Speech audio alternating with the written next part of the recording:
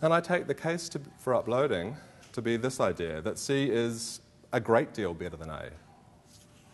It's a great deal better than A because you really get all of the enhancements that are possible if you turn your brain into technology. You know, it gets massively, massively more powerful. Whereas B is not necessarily much better than D. So you may die, but there are circumstances in which people die anyway. So there you are, dying of cancer. I mean, that might be a set of circumstances in which you say, well, why don't I give it a go? I mean, if I lose, I lose, but I'm going to die anyway. So I take it that that's kind of a summary of the rationale that would be Kurzweil's response, why you should upload. So I want to basically deny both parts of that claim, and I want to say that C is not much better than A, and that B really is massively better than D. So hopefully you're looking at your bits of paper and this isn't just sort of gibberish at this point, but anyway. Chinese rooms here. Yeah, there you go. There you go. Squiggle, squiggle, squiggle. Okay, so why is death likely to be so much worse for those presented with uploading than it is for us now, or why D is much worse than B? Well, suppose Searle is right. So we're down that side of my little matrix. And Searle's right, so if you chose to upload, you're dead. It seems to me that that possibility for those who are considering uploading is much, much worse than this different bet, actually a bet that Natasha referred to, cryonics. I think, Natasha, you're signed up. And basically you can think of that bet, the bet that people make, I guess either you get vitrified or whatever, or you get kind of freeze-dried. And I guess transhumanists who write about this often say, well, that's actually a pretty crappy thing to have happen to you, to get freeze-dried. But, in fact, it's the second worst thing that can happen to you, but it's better than death. So I guess you get freeze-dried and possibly restored to life, or you get cremated, or buried, or whatever. Your body and brain are destroyed. So cryonics gives you the possibility to come back to life. It may even be a tiny possibility. It could still be worth it. And I suspect actually the decision confronted by people considering cryonics is significantly different from that confronted by people considering uploading. And I guess this is not me making sort of speculative predictions about the future of technology. This is just saying, well, let's go along with Kurzweil's assumption that the law of accelerating returns is true. And think of all the things that we'll be able to do before we do the monstrously difficult thing of working out all of the relevant details about how human brains work and how exactly to program computers to do everything that human brains do. I mean, that's a monstrously difficult task. I mean, I guess it's only because we've got confidence in Kurzweil's near-vertical graphs and this idea that technologies get more powerful, increasingly powerful, that we have any confidence that we'll get there. But there are lots and lots of things that are likely to be easier, and I suspect actually, hey, it may sound sort of a bit of a pipe dream, but curing cancer, I suspect, is probably easier than uploading. So it seems to me that it's unlikely that people in the future considering uploading will be in the same situation, will face the same kind of choice of those today considering cryonics. And I guess if you want some details on that, have a look at this wonderful human being you can track down on the internet, Aubrey de Grey, fantastic beard. I mean, he's actually sort of got some information about how he thinks that we can actually achieve all this. And I suspect actually, I'm not saying that this will necessarily happen, but I think that if it does happen, it's going to be easier than uploading. So it will happen sooner. And here's why is C only a little bit better than A, or possibly worse than A. So suppose Kurzweil's right.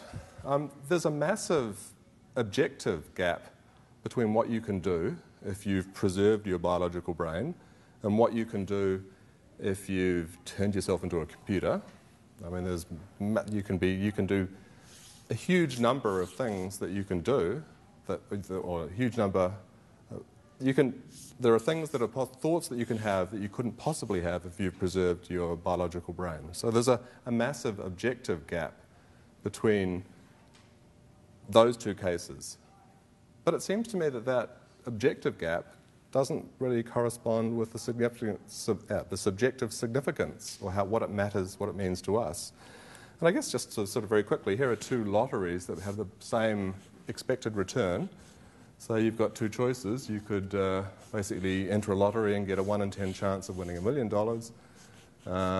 or enter a lottery and get a 1 in 1,000 chance of winning $100 million, and they've both got the same expected return. I mean, if you value things other than money and you're not Bill Gates and fabulously wealthy, it seems to me that A is the better bet. I mean, simply because look at all you can satisfy, you can do a lot of things that you currently can't do with $1 million that you could do with $100 million. So it's actually better in terms of the things that you want. And it seems to me that the same is true of the possibility, the difference between sticking with your original biological brain and going for the mega super enhancement, turning yourself into a computer, in that many of the preferences that you have, I mean, I guess if you think of the preferences that we have, some of those preferences are preferences that we would be happy to give up. I mean, if you smoke, you may be happy giving up that preference. But there are lots of the preferences, I think, that we really do want to hang on to are those that we consider identity involving. I mean, the sort of our preferences to be with the people we love. And it seems to me that radical intellectual enhancement threatens those preferences. When it's possible, after you've been medically or dramatically sort of intellectually enhanced, that you'll still love the people that you love today, but it seems to me that it's not, I mean, it's not the kind of thing, hang on, why don't I just go back there, it's not guaranteed. In fact, I suspect that radical intellectual enhancement of the kind, of the degree that Kurzweil's aiming at is a little bit like, I mean, you and your partner go in, it's a little bit like going to your respective employers and asking to be randomly relocated. You might end up at the same place. You might end up both being sent to Wellington, New Zealand, and that's fantastic. So it's certainly not sort of ruled out. It's not logically impossible, but it's not something that you should bet on. To the degree that you love your partner, it's not something you should do. So I guess this is just a very sort of quick sort of conclusion. Why? Suppose we upload and we don't destroy our original bodies. Well, one question, I mean, I'll just sort of very quickly present, this is my final slide, so it's all over, sort of a degree of skepticism about, I guess, sort of some confidence expressed by people like Kurzweil and other transhumanists about what it's going to be like to be in a world in which there are people who are radically more intelligent, more cognitively powerful than we are. And I think it's going to be pretty crappy. And I guess I just thought I'd air a bit of skepticism about some confidence expressed by transhumanists that we can program machine minds, much smarter than us, to be human-friendly. And it seems to me that basically the greater the degree of autonomy that these machines possess, the more likely it is that they are to be able to override or work around any program restrictions, any be nice to human beings, be nice to unenhanced people sort of restrictions. And I guess if you think about it, we are already sort of autonomous enough to do this in respect of nature's plans for us. I suspect the desire for sex is possibly, it's not probably the most outrageous, scandalous sort of idea. That's probably got something to do with passing on our genes. But we routinely work around that, manage to sort of thwart nature's program. So we're cognitively powerful enough to do it, to use condoms. It seems to me that these massively super powerful minds are probably powerful enough to override or overcome or work around any ideas that they have about the sort of, I don't know, any warm fuzzies that they have about human beings. So anyway, don't upload, free the Unabomber, anything else.